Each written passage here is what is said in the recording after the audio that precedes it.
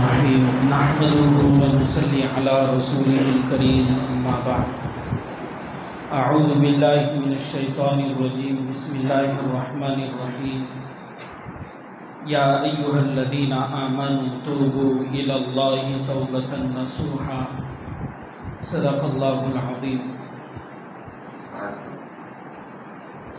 عزیز طلباء، اللہ تعالیٰ نے دنیا کے اندر بے شمار مخلوقات پیدا فرمائی ہے جن کے اندر اللہ نے شر اور خیر کا مادہ رکھا ہے، یا دونوں پہلوؤں کو اللہ نے انسان کے اندر اور دیگر مخلوقات کے اندر رکھا ہے۔ جو خیر والی مخلوق ہیں انہیں فرشتے کہا جاتا ہے، اور جو شر والی مخلوق ہے اسے شیطان کہا جاتا ہے، اور جو دونوں کا مجموعہ ہوتے ہیں انہیں حضرت انسان کہا جاتا ہے۔ اللہ تعالیٰ نے انسان کے اندر گناہوں کا یا گناہ کرنے کا رجحان اور میلان پیدا کر رکھا ہے، جس کی وجہ سے انسان کبھی کبھار گناہ کرتے رہتا ہے۔ گناہ کرنا کوئی بری بات نہیں ہے، لیکن گناہ پر جم جانا بری بات ہے۔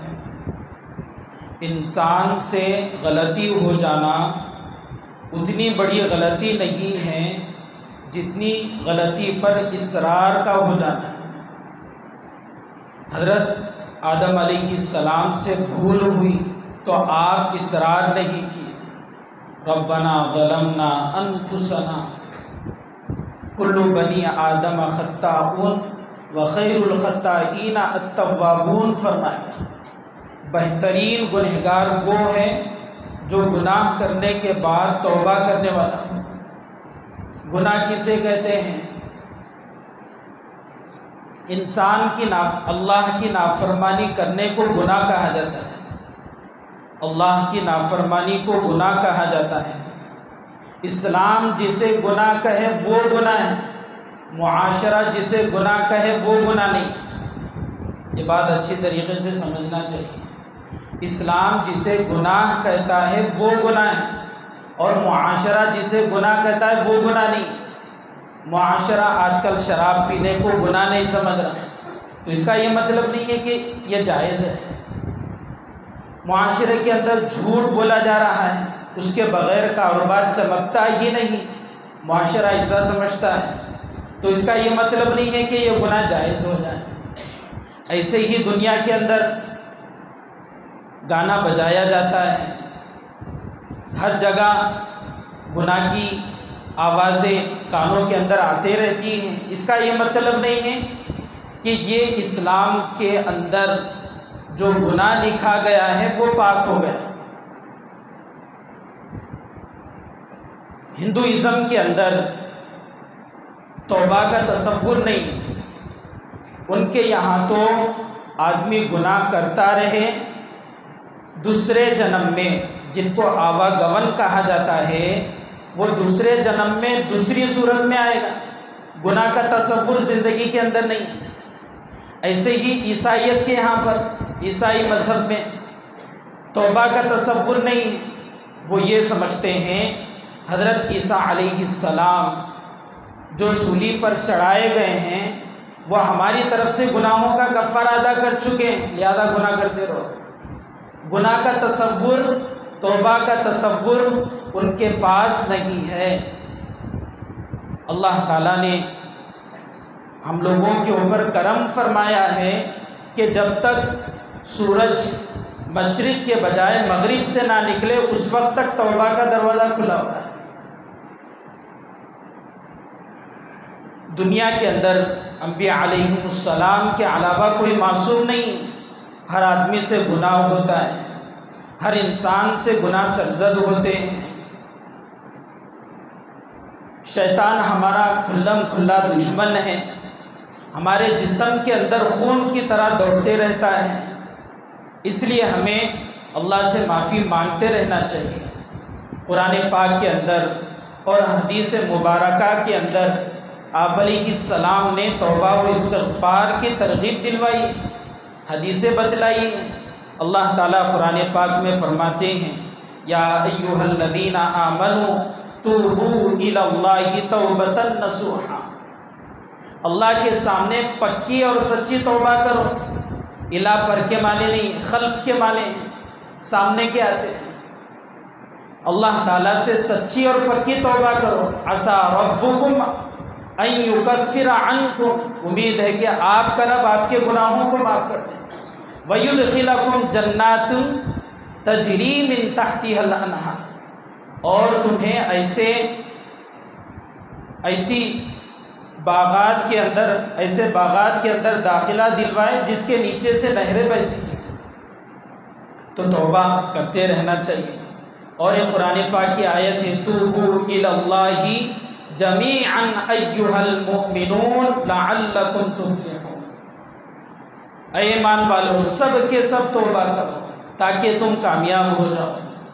اور ایک آیت ہے وَمَن يَعْمَلْ سُوءًا أَوْ يَظْلِمْ نَفْسَهُ ثُمَّ يَسْتَغْفِرِ اللَّهَ يَجِدِ اللَّهَ غَفُورًا رَحِيمًا، کوئی گناہ کا کام ہو جائے یا اپنے نفس پر کوئی ظلم ہو جائے تو استغفار کرنا چاہیے۔ اللہ تعالیٰ بخشنے والے ہیں، معاف کرنے والے ہیں۔ حدیث مبارکہ کے اندر بھی آپ علیہ السلام نے ارشاد فرمایا اپنے نامہ اعمال میں استغفار کی کثرت نیک بختی کی علامت ہے۔ اپنے اعمال میں استغفار کی کثرت نیک بختی کی علامت بتلائی گئی۔ طوبی لمن وجد فی صحیفتہ استغفارا کثیرا، خوش نصیبی کی بات ہے، استغفار کرتے رہنا چاہیے۔ گنہگار کی توبہ سے اللہ تعالیٰ بہت زیادہ خوش ہوتے ہیں۔ توبہ کرنے والے شخص سے اللہ تعالیٰ بہت زیادہ خوش ہوتے ہیں۔ استغفار کرنے سے آسانیاں پیدا ہوتی ہیں، کشادگی پیدا ہوتی ہے، رزق میں اللہ تعالیٰ برکت دیتے ہیں۔ گناہ پر اصرار نہیں ہونا چاہیے۔ وَلَمْ يُصِرُّوا عَلَى مَا فَعَلُوا وَهُمْ يَعْلَمُونَ، گناہ پر اصرار نہیں ہونا چاہیے۔ انسان کمزور ہے، انسان کو کمزور پیدا کیا گیا۔ خُلِقَ الْإِنسَانُ ضَعِيفًا، انسان کا کل جسم یا انسان کل ضعیف ہے، کمزور ہے۔ جب انسان کمزور ہے تو اس کا ارادہ جو جزء ہے وہ تو اور زیادہ کمزور ہوگا۔ تو اسی لیے گناہ ہونا یقینی ہے، گناہ ہونا یقینی ہے۔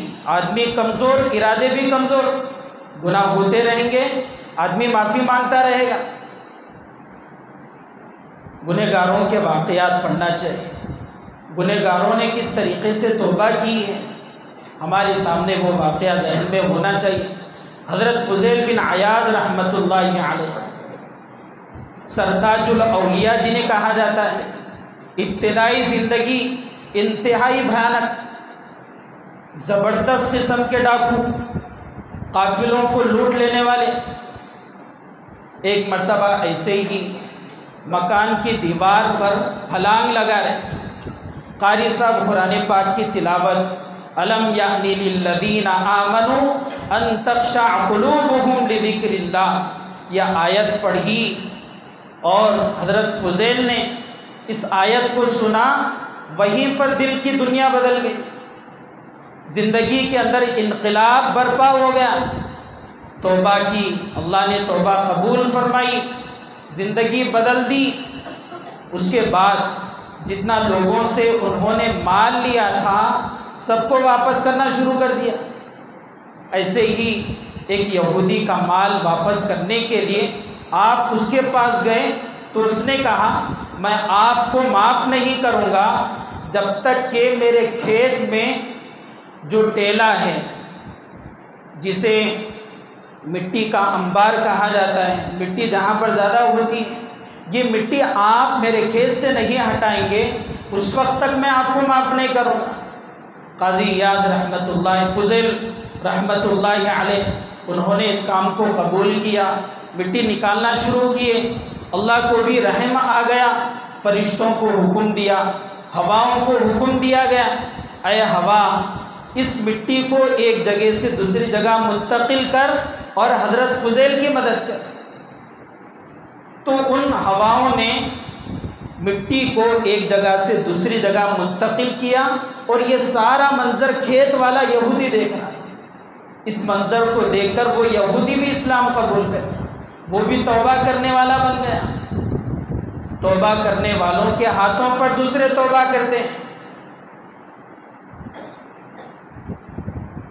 خواجہ معین الدین چشتی اجمیری رحمۃ اللہ علیہ اور ایسے ہی دیگر کئی اولیاء کے واقعات ہیں جن کی بچپن ہی کی زندگی کو دیکھ کر لوگ اسلام قبول کرتے چلے گئے، ان کے ہاتھوں پر توبہ کرتے چلے گئے۔ ایسے ہی دوسرا واقعہ حضرت ربیع بن خثیم رضی اللہ ان کا واقعہ ہے۔ ان کی قوم نے ایک حسین اور جمیل عورت کو 1000 درہم کے بدلے میں خریدا اور حضرت ربیع کے پیچھے لگا دیا کہ آپ انہیں برباد کرنا ہے، آپ ان کی نیکیوں کو برباد کرنا ہے، انہیں گناہ کے اندر لگا دینا ہے، ملوث کر دینا ہے۔ وہ حسین و جمیل عورت روزانہ بن سور کر یہ حضرت ربیع رحمۃ اللہ علیہ مسجد سے نماز پڑھ کر اس کے گھر کے پاس سے گزرتے تھے، اور یہ روزانہ اسی وقت باہر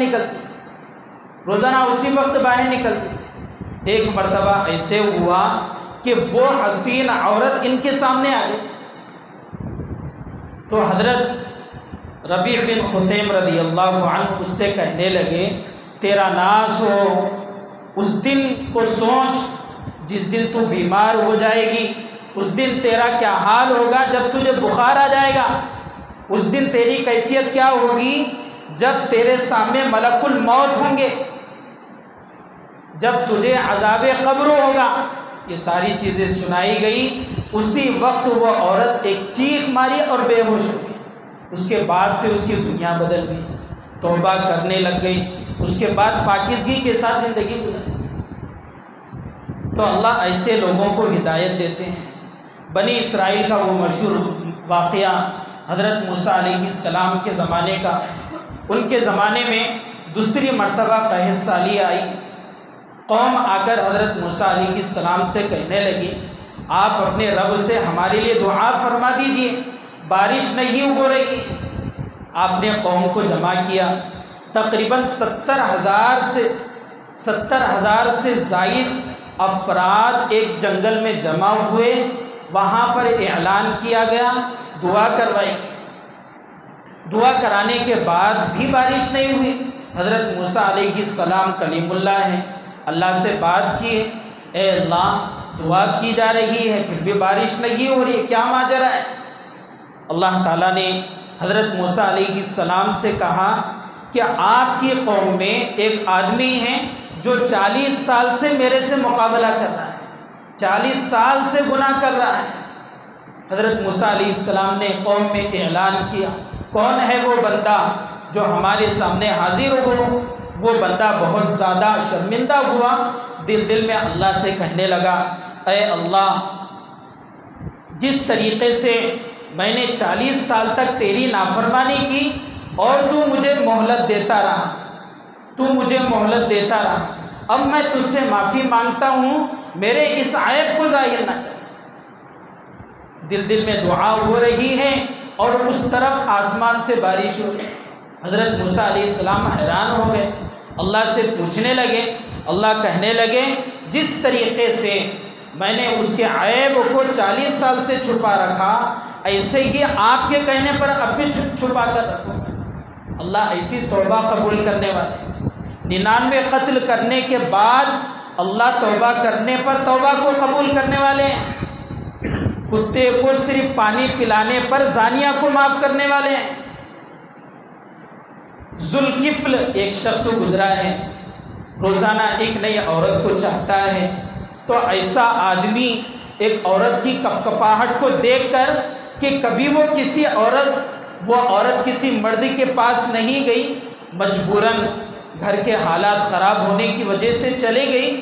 ذوالکفل اس کی کپکپاہٹ کو دیکھ کر پوچھنے لگا، آپ کیوں رو؟ کپکپاہٹ آپ کے جسم میں کیوں ہے؟ پریشانی کیوں ہے؟ میں نے آپ کو ضرورت تو پوری کر دی ہے، دولت بھی دے دی ہے، صرف آپ کو ایک رات ہمارے ساتھ گزارنی ہے۔ تو اس عورت نے کہا، میں نے اب تک ایسا غلط قدم نہیں اٹھایا ہے، اللہ کے واسطے ایسا غلط قدم مت اٹھا۔ اتنا بول سننا تھا، دل لرز گیا، کانپ اٹھ گیا، آخرت سامنے آ گئی، فوراً اس عورت کو بھی چھوڑ دیا، توبہ وہ استغفار کر کے ولیوں میں شمار ہو گیا۔ اللہ اسے معاف کرنے والے ہیں۔ اللہ آدمی کو کہاں سے کہاں پہنچا دے۔ شرابی ہیں، کلمے کا بول منہ میں رکھ لیا، بندہ بن گیا۔ کلمے کا بول منہ میں رکھ لیا، کلمے کا ادب کر لیا، قرآن پاک کی آیتوں کی ٹکڑوں کی حفاظت کر لی، اللہ نے ولیوں میں شمار کر دیا۔ اللہ ایسے ہیں، اللہ معاف کرنے والے ہیں۔ بھولے سے یا صنم کے بجائے یا سمد زبان سے نکل گیا تو آواز دینے والے ہیں۔ اللہ ایسے نہیں ہے، گناہ کرنے کے بعد بھی بھولے سے صنم کے بجائے اللہ کا نام اللہ الصمد زبان سے نکل جائے، اللہ آواز دینے والے ہیں۔ اس لیے بھائی کبھی بھی گناہ ہو جائے اللہ سے معافی تلافی کر لینا چاہیے۔ ہمیں حضرت عمر رضی اللہ عنہ کا قول ذہن میں رکھنا چاہیے، اجلسوا الی التوابین، توبہ کرنے والوں کے ساتھ بیٹھتے رہنا چاہیے۔ ان کے دل نرم ہوتے ہیں، نرم لوگوں کے ساتھ بیٹھیں گے تو آدمی نرم ہوتا ہے، بیٹھنا چاہیے۔ حضرت ابو الحفص حداد رحمۃ اللہ علیہ سے توبہ کے متعلق ان سے پوچھا گیا، آپ فرماتے ہیں لیس العبد فی التوبۃ شیء لأن التوبۃ الیہ لا منہ، بندے کا کوئی کمال توبہ کے سلسلے میں نہیں، اس کا کوئی کمال توبہ کے اندر نہیں، وہ اللہ کی طرف سے عطا کردہ ہے، اللہ ہر ایک کو نہیں دیتے، اللہ ہر ایک کو نہیں دیتے۔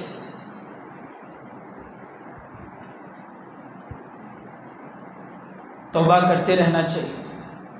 توبہ کے شرائط ہیں، حضرت علی رضی اللہ عنہ فرماتے ہیں توبہ میں 6 چیزیں ہونی چاہیے۔ توبہ کرتے وقت 6 چیزوں کو سامنے رکھنا چاہیے۔ پہلی چیز گزشتہ گناہوں پر نادم ہو، گزشتہ گناہوں پر نادم ہو، آئندہ سے ایسا کام نہیں ہوگا، آئندہ سے کوئی غلط کام نہیں ہوگا۔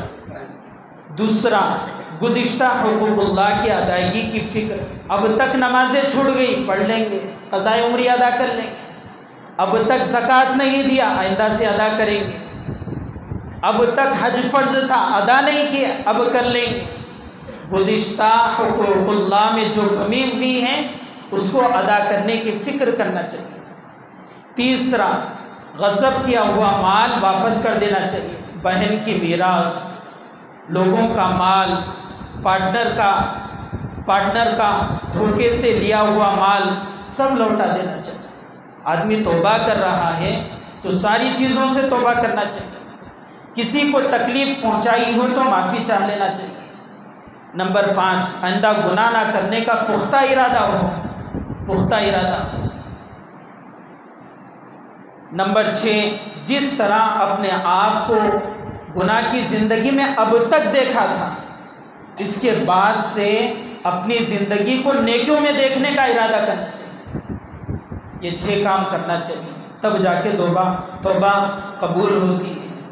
توبہ کے اسباب ہیں، ابن تیمیہ رحمۃ اللہ علیہ اپنی کتاب الایمان الاوسط میں فرماتے ہیں کہ توبہ کے 10 اسباب ہیں۔ الایمان الاوسط میں 10 اسباب ذکر کرتے ہیں۔ پہلا سبب تنزیہ القلب من الذنب، دل کو گناہوں سے پاک کر لینا چاہیے، دل کو گناہ سے پاک کر لینا چاہیے۔ زبانی توبہ کافی نہیں، زبانی توبہ کافی نہیں ہے، دلی توبہ بھی ضروری ہے۔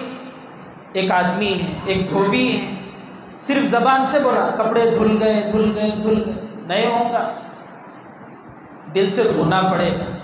لگڑ کے صاف صفائی کرنی ہوگی تب جا کر اس کے کپڑے صاف ہوں گے۔ ایسے ہی صرف زبانی توبہ ہو رہی ہے، دل سے توبہ نہیں ہو رہی، آئندہ نہیں کروں گا، زبان سے آج توبہ ہو گئی کل پھر گناہ کرنا ہے، ایسا نہیں ہونا چاہیے۔ دوسرا عمل، دوسرا سبب کثرت استغفار، کثرت سے استغفار کرتے رہنا چاہیے۔ اللہ کے نبی علیہ السلام جو معصوم ہیں، جن کے اگلے پچھلے سارے گناہ معاف ہیں، اگر وہ سارے گناہ معاف ہیں نہیں ہیں، پھر بھی اللہ کے نبی علیہ السلام دن میں 100 مرتبہ استغفار کرتے ہیں، اس لیے ہمیں بھی کرتے رہنا چاہیے۔ حسن بصری رحمۃ اللہ علیہ کے پاس مختلف لوگ آتے تھے۔ ایک مجلس میں ایک شخص آ کر کہنے لگا، حضرت میں بہت زیادہ گنہگار ہوں، کیا کرنا چاہیے؟ آپ نے کہا استغفار کرو۔ ایک آدمی آ کر کہنے لگا، حضرت بارش نہ ہو رہی، کیا کرنا چاہیے؟ حضرت نے کہا استغفار کا وظیفہ کرو۔ ایک آدمی نے کہا، حضرت گھر میں برکت نہیں ہو رہی، رزق میں برکت نہیں، کاروبار نہیں چل رہا ہے، کیا کرنا ہے؟ استغفار پڑھتے رہو۔ استغفار بہت بڑی دولت ہے، صابن کی طرح کام کرتا ہے، استغفار کرتے رہنا چاہیے۔ صابن سے جیسے کپڑے صاف ہوتے ہیں، ایسے ہی استغفار سے گناہ صاف ہوتے ہیں، کرتے رہنا چاہیے۔ تیسرا سبب نیک اعمال، گناہ ہو جائے فوراً نیک عمل کرنا چاہیے، فوراً نیک عمل کرنا چاہیے۔ کئی واقعات ہیں، لوگوں سے گناہ ہو گئے، اتنا اللہ کے پیچھے پڑ گئے، اتنا گریہ وزاری کرنے میں لگ گئے، شیطان کو رحم آ گیا وقت پر اٹھانے کے لیے، نہیں بھائی آج سے آپ کو وقت پر اٹھا دیں گے، آپ 4 رکعت تہجد پڑھ لیجئے، بس ہم آپ کو نہیں اٹھائیں گے تو آپ 20 رکعت پڑھ کر اللہ سے معافی مانگیں، لہذا ہم آپ کو پابندی سے اٹھائیں گے۔ تو فوراً نیک عمل ہونا چاہیے، فوراً نیک کام ہونا چاہیے۔ ان الحسنات یذہبن السیئات، حسنات سیئات کو ختم کر دیتے ہیں۔ دعا کرتے رہنا چاہیے، مرحومین کے لیے، اپنے لیے، زندہ ہے اپنے لیے کرتے رہنا چاہیے، توبہ کا ایک ذریعہ ہے۔ ایسے جو لوگ دنیا سے جا چکے ہیں، گنہگار ہیں، ان کے لیے بھی دعا کرتے رہنا چاہیے۔ 5واں سبب صدقہ، صدقہ جاریہ بھی ہو سکتا ہے اور دوسرا صدقہ نافلہ بھی ہو سکتا ہے، کرتے رہنا چاہیے۔ 6واں سبب مصیبت پر صبر، مصیبت پر صبر، ٹھوکر لگ گئی صبر کرنا ہے، بخار آ گئی صبر کرنا ہے، دین کے خاطر کوئی مصیبت آ گئی صبر کرنا ہے۔ اللہ صبر پر آدمی کے گناہ کو معاف کرتے ہیں۔ ایسے ہی 7واں سبب ضبطۂ قبر، ضبطۂ قبر، آدمی کو قبر میں رکھنے کے بعد قبر اسے دبوچتی دباتی، نیک آدمی ہو اسے بھی دبایا جائے گا، بد آدمی ہو اسے بھی دبایا جائے گا، لیکن اس کے اعمال کے بقدر قبر اسے دباتی ہے۔ تو یہ قبر کے اندر میت کو دبانا یہ بھی توبہ کے اسباب میں سے۔ ایسے ہی 8واں سبب قیامت کی گرمی، 9واں سبب نبی رحمت صلی اللہ علیہ وسلم کی شفاعت، 10ویں چیز اللہ کی رحمت۔ یہ توبہ کے اسباب ہے، اسے اختیار کرتے رہنا چاہیے۔ ایسے ہی اعمال مغفرت بہت سارے ہیں، اعمال مغفرت ان کو اختیار کرتے رہنا چاہیے۔ حدیث ہے من قال لا الہ الا اللہ دخل الجنہ، کلمہ پڑھنے پر مغفرت۔ اللہ کی خوشنودی کے لیے کوئی آدمی گناہ سے بچتا ہے، نماز پڑھتے رہتا ہے، نماز پڑھنے پر مغفرت، شرک سے اجتناب کرے تو مغفرت۔ ان اللہ لا یغفر ان یشرک، قرآن پاک کی پارے 5 کی آیت، شرک سے بچنے پر اللہ مغفرت فرماتا ہے۔ ایسے ہی 2 رکعت چاش کی نماز پڑھے، تراویح کی نماز پڑھے، من صام رمضان یا من قام رمضان ایمانا و احتسابا غفر له ما تقدم من ذنبی، اگلے پچھلے گناہ معاف ہوتے ہیں۔ اوابین کی نماز، صلاۃ التسبیح کی نماز، صلاۃ التسبیح، شب قدر کی عبادتیں، شوال کے 6 روزے 1 سال کے روزوں کے برابر ثواب، قربانی کا کوئی عمل کرے تو اللہ اس کے گناہ معاف کر رہے ہیں، یاسین کی تلاوت، سورہ کہف کی تلاوت، ایسے ہی 10 محرم کا روزہ رکھے 1 سال کے گناہ معاف، ایک سال کے روزوں کا ثواب، ایک سال کے روزوں کا ثواب دیا جا رہا ہے۔ ایسے ہی اختتام مجلس کی دعا سبحان اللہ و بحمدہ، سبحانک اللہم و بحمدک، دعا پڑھنے پر اللہ مغفرت فرمائے۔ ایسے ہی میت کو کوئی غسل دے یا اسے دفن کرے تو اللہ بھی اس کی مغفرت فرمائے۔ طالب علم کے لیے فرشتے، سمندر کی مچھلیاں اور بلوں کی چونٹیاں سب مغفرت کی دعا کرتے ہیں۔ تو یہ ایسے اعمال ہیں جن کی وجہ سے اللہ بندے کی مغفرت فرماتے رہتے ہیں۔ وضو بنانے سے گناہ جھڑتے ہیں، وضو بنانے سے چھوٹے گناہ معاف ہوتے ہیں، یہ اعمال مغفرت ہے، ان کو اختیار کرتے رہنا چاہیے۔ اللہ پاک سے دعا ہے اللہ ہم سب گنہگاروں کو معاف فرمائیں، توبہ و استغفار مرتے دم تک کرتے رہنے کی توفیق عطا فرمائیں۔ اللہ ہم سب کو بھی توابین میں شمار فرمائے۔ وآخر دعوانا ان الحمد للہ رب العالمین۔